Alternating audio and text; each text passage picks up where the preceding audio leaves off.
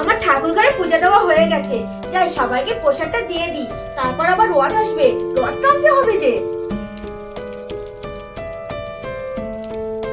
জয় জগন্নাথ, জয় জগন্নাথ।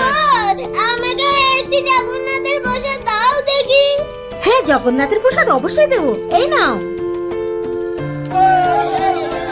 আচ্ছা তুমি একটু দাঁড়িয়ে যাও না, ওই দেখো রথটা চলে যাচ্ছে, আমি রথটা একটু টেনে আসি, তারপর তোমাকে এসে প্রসাদ দিচ্ছি। তুমি আমাকে প্রসাদটা দাও না, তোমার রথ ধরে আসা পুরো হয়ে যাবে। আচ্ছা ঠিক আছে, তুমি প্রসাদটা নাও দেখি। যা, রথটা চলে গেল। আরে উনি কোথায় গেলেন? জয় জগন্নাথ।